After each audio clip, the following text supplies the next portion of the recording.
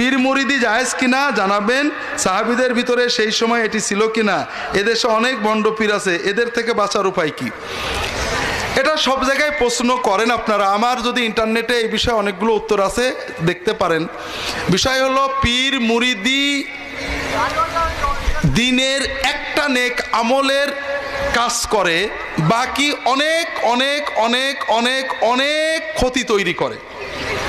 পীর মুরিদি বলে কোনো জিনিস কোরআন হাদিসে নেই। পীর শব্দ ফার্সি, এর আরবি হলো শায়েখ, আর মুরিদ আরবি। মুরিদ শব্দের মানে হলো ইচ্ছুক, প্রেমিক, যে চায়। আপনারা কি চান? কাকে চান? তাহলে আপনি কার মুরিদ? আল্লাহ। আপনার মুরাদ মানে আপনার অভিষ্ট লক্ষ্য কে? আল্লাহ। তাহলে প্রত্যেকটা মুমিন তার মুরাদ কে? সে কার মুরিদ? আল্লাহ। আমি আল্লাহকে চাই, আল্লাহ আমার মুরাদ। মুরিদ মানে চাওয়া।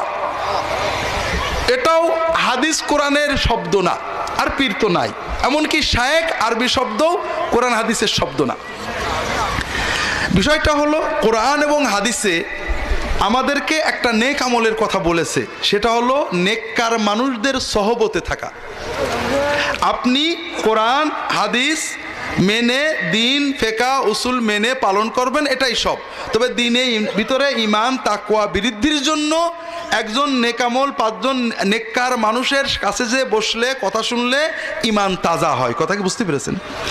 নেককার মানুষদের সহবতে যাওয়ার যে কাজটা, এটা সাহাবী তাবেঈনদের যুগে কেমন ছিল? কখনোই একজন পীর ধরতেন না তারা, অর্থাৎ একজনের সাহেব হতেন না।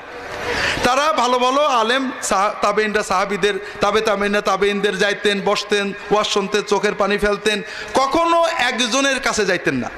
কথা বুঝেছেন? 2 নম্বর হলো তারা কখনো বায়াত হতেন না। বায়াত শুধু রাষ্ট্রের ছিল। নবীজি বায়াত নিতেন নবী এবং রাষ্ট্রপ্রধান হিসেবে। নবীজি সাল্লাল্লাহু আলাইহি সাল্লামের পরে ইসলামের প্রথম 600 বছর খোঁজেন, রাষ্ট্রপ্রধান ছাড়া কেউ বায়াত নিলে তাকে কতল করা হতো। এজন্য আব্দুল কাদের জিলানী কারোর হাতে বায়াত হননি, খলিফা ছাড়া কাউকে বায়াত করেননি। তারা সোহবত নিতেন, তাদের কাছে লোকে যেয়ে 1-2 বছর থাকতো, আমল ওজিফা শিখতো, চলে আসতো। কথা কি বুঝতে পেরেছেন? পরবর্তী জামানায় যখন তাতার যুদ্ধের পরে মুসলিম বিশ্বে অনেক অধপতন আসলো, কিছু কিছু নেককার মানুষ গ্রামে গঞ্জে বসে মানুষদেরকে কেউ বায়াত করতেন, কেউ সোহবত দিতেন, দিন শিখাতেন। পীর মাশায়েখরা, সুফি উলামায়ে কেরামেরা অনেক দিনের দাওয়াতের, দিনের প্রচারের কাজ করেছেন। কিন্তু পাশাপাশি সমাজে এই পীর মুরিদিন নামে শিরিক কুফুর ভরা। শিরিক কুফুর এলহাদ যা আছে, পীরকে সেজদা করা, পীরকে আল্লাহ এবং নবীর মাধ্যমে আল্লাহর মধ্যস্থ মনে করা, পীরকে নবীর জায়গায় বসিয়ে দেওয়া, আল্লাহর জায়গায় বসিয়ে দেওয়া, পীরের সামনে পর্দা না করা, পীরের কাছে বউ ছেলে মেয়ে বেপর্দা পাঠিয়ে দেওয়া, ইমান শরীয়ত তাকওয়া সব ধ্বংস হয়ে একেবারে জাহান্নামের খড়ি হয়ে যাচ্ছে। কথা কি বুঝতে পারছেন? এজন্য বিষয়টা বোঝেন। সমাজে এখনো 2-1জন ভালো পীর থাকতে পারেন, তৌহিদ সুন্নাতপন্থী, আল্লাহ ভালো জানেন। তবে কয়েকটা বিষয়। প্রথম কথা হলো পীর মুরিদি বলে কোনো ইসলামে কিছু নেই। ইসলামে আছে সত্যবাদী নেককার মানুষদের সহবতে যাওয়া। এখানে একজন ধরার কোনো কিছু নেই। পীর ধরা না, নেককারের সহবতে যাওয়া। 2 নম্বর কথা, এই কাজটা পীর মুরিদি, যারা পীর মুরিদি তৈরি করেছেন, যাদের নাম দিয়ে আমরা পীর মুরিদি করি, মুজাদ্দেদ আলফেসানির নাম শোনেননি? আমরা সবাই তো মুজাদ্দেদিয়া তরিকার নাম বলি। মুজাদ্দেদ আলফেসানি, সৈয়দ আহমদ বিরোধী, শাহ উলিউল্লাহ মুহাদ্দিস আশরাফ আলী থানভী, রশিদ আহমদ গাঙ্গুহি, পুরপুরার পীর আবু বকর সিদ্দিকী, কারামত আলী জৌনপুরি রাহিমাহুমুল্লাহ তাআলা আজমাইন এবং অন্যান্য যত পীর মুরিদি যারা করিয়েছেন, তারা বারবার লিখেছেন পীরের মুরিদ হওয়া ফরজ ওয়াজিব কোনো জরুরি কাজ না। এটা একটা সুন্নাহ নির্দেশিত নেক লোকের সোহবতে যাওয়ার নফল মুস্তাহাব কাজ। পীরের মুরিদ হওয়া ফরজ ওয়াজিব কিছু না। কেউ যদি জীবনে পীর না চেনে, পীরের কাছে না যায়, কোরআন হাদিস মতো নামাজ কালাম দিন করে, যথেষ্ট। কথা কি বুঝতে পেরেছেন? এখন কেউ বলে পীরের মুরিদ হওয়া ফরজ, পীর না ধরলে জাহান্নামে যাবে, পীর না, যার পীর নেই তার পীর শয়তান। এগুলো সব শয়তানি কথা। পীর না ধরলে জাহান্নামে যাবে, এটা কুফরি কথা। আমরা লা ইলাহা ইল্লাল্লাহু বলে কাকে ধরেছি? আল্লাহকে মাবুদ হিসেবে ধরেছি, মোহাম্মদ রসুল্লাহ বলে কাকে ধরেছি? মোহাম্মদকে রাসূল হিসেবে ধরেছি।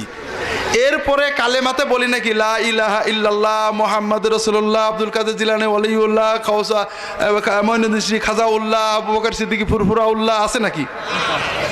আমানতু বিল্লাহি ওয়া মালাইকাতিহি ওয়া কুতুবিহি ওয়া রুসুলিহি ওয়া বাগদাদিহি ওয়া আজমিরি ওয়া ফুরফুরাইহি সরমুনাই আছে তো? তাহলে যেটা ইসলামে নেই, ইমানে নেই, কিছু নেই, সেটা না হলে লোকে দোজখে যাবে, এই চিন্তা করলে কি ইমান থাকে নাকি? না। আর বড় কুফরি হলো পীর ওসিলা, পীর আল্লাহ এবং বান্দার মাঝখানে মধ্যস্থ, এই চিন্তাটা কিন্তু শিরক। এটা কি? আল্লাহ এবং বান্দার মাঝখানে কোনো ওসিলা লাগে, এটা হলো সব শিরকের মূল। তাহলে পীরকে আল্লাহ এবং বান্দার মাঝখানে মধ্যস্থ মনে করা, এটা হলো শিরক, এবং এইটাই হলো দুনিয়ার বড় শিরক। এইটা না বললে আপনারা বুঝবেন না। আমরা কি বলি? আমরা বলি, এটা আবু জেহেলও বলতো, যে বড় একজন রাজা, বাদশাহ, প্রধানমন্ত্রী, মন্ত্রী, ডিসি, এসপির কাছে কি সরাসরি যাওয়া যায়? যাওয়া যায় ভাই? মাধ্যম লাগে। তাহলে আল্লাহর কাছে কি সরাসরি যাওয়া যায়? আল্লাহর কাছেও তো মাধ্যম লাগবে। জি। আচ্ছা, এই মন্ত্রী, মিনিস্টার, রাজা, বাদশাহ, তাদের কাছে সরাসরি কেন যাওয়া যায় না? এবার একটু চিন্তা করেন। আমি দুটো কারণ বের করেছি। একটা হলো তারা জাহেল, আমাদেরকে চেনেন না। প্রধানমন্ত্রী আপনার ডিসির কাছে আপনি যাইতে গেলে বাধা দেয় কেন? কারণ তিনি আপনাকে চেনে না। একজন পরিচিত, ওনার খুব প্রিয়জন যদি যে বলে এই লোকটা একটা ভালো লোক, কথা বলবে, তাহলে উনি পারমিশন দেন, ঠিক না? প্রধানমন্ত্রীর কাছে আমি গেলে আমার যাইতে দেবে না কেন? কারণ আমাকে চেনে না। কিন্তু আমাদের এলাকার মন্ত্রী বা এমপি যদি সাথে নিয়ে যায় বা বলে যে না ইনি আমাদের এলাকার ভালো লোক, তাহলে আমার কথা উনি শুনবেন, ঠিক না? আল্লাহ তো এরকম। আল্লাহ তো আমাকে চেনে না। চেনে? চেনে? তবে দেখেন, আল্লাহর তো লাখ লাখ কোটি কোটি কোটি কোটি কোটি কোটি কোটি কোটি বান্দা। আল্লাহ হয়তো নাউজুবিল্লাহ আস্তাগফিরুল্লাহ একটু ঝাপসা চেনেন, কোনো হুজুর একটু বলে দিলে আল্লাহ ক্লিয়ার বুঝতে পারেন যে এটা ভালো বান্দা। আমাকে কে বেশি চেনেন? আমাকে মায়ের চেয়েও কে বেশি ভালোবাসেন? কেউ যদি বলে যে আল্লাহ ডিসিএসপির মতো জাহেল, আমাকে চেনে না, তার ইমান থাকে? মায়ের কাছে ছেলের ঢুকতে পারমিশন লাগে, গেট পাস লাগে। আল্লাহ কি মায়ের চেয়ে বেশি আপন না বেশি পর? হ্যাঁ। আমি যখন ঝিনাইদহের ডিসির কাছে যাই, আমার কি পারমিশন লাগে? লাগে? লাগে। যাই দেখেন, আমি যাওই রাস্তায় দেখলি ওই দারোয়ান দরজা খুলে দাঁড়াই থাকে। হ্যাঁ, কি জন্য? কারণ ও জানে যে ডিসি সাহেব লোকটাকে চেনে, খুব মহব্বত করে। তাহলে পারমিশন লাগে কি জন্য? যখন একটা ডিসি সাহেবের খুব পসা একজন বাবুর্চি আছে, ও যখন যায়, পিএস এর পারমিশন নিতে হয় নাকি? আমি নাই বুঝলাম, আমার খুব মহব্বত করে, ও তো পসা বাবুর্চি, ও যখন যাওয়ার পারমিশন লাগে, কারণ ডিসি ওর চেনে। তাহলে এই যে কথাটা আমরা বলি, এটা ইমান। যখনই আপনি আল্লাহকে জালেম রাজা বাদশার সাথে তুলনা করবেন, ইমান চলে যাবে। দ্বিতীয়ত, আমরা এমপি, মিনিস্টার, মন্ত্রীর কাছে যাই মাধ্যম নিয়ে, কি জন্য? আরেকটা কারণে, কারণ মানুষ জালেম, চিনলেও অনেক সময় পার্সিয়ালিটি করে না? এলাকার কমিশনার, মেম্বার, চেয়ারম্যান উভয় গ্রুপ চেনে, চিনার পরেও পার্সিয়ালিটি করে না? যদি আপনি তার কোনো শক্ত, তার শাশুড়িকে দিয়ে, শালাকে দিয়ে, ভাইরাকে দিয়ে একটু অনুরোধ করাই দিতে পারেন, তাহলে আর পার্সিয়ালিটি থাকবে না, ঠিক না? কথা বোঝেননি? হ্যাঁ, আল্লাহ তো এরকম। আল্লাহ এরকম না? কেউ যদি মনে কল্পনা করে যে আল্লাহ ওই রাজা, বাদশাহ, মন্ত্রী, কমিশনারের মতো জালেম, আমার সব জেনেও বোধহয় দেবে না, নে আর একজন নিয়ে যাবো, তার ইমান থাকে? কাজেই এই যে কথা, দুনিয়ার মানুষের কাছে মাধ্যম লাগে, আল্লাহর কাছে মাধ্যম লাগবে, এই কথা কল্পনা করার সঙ্গে সঙ্গে ইমানটা চলে যাবে। Salafi.9 রাসূলের কথা বলে।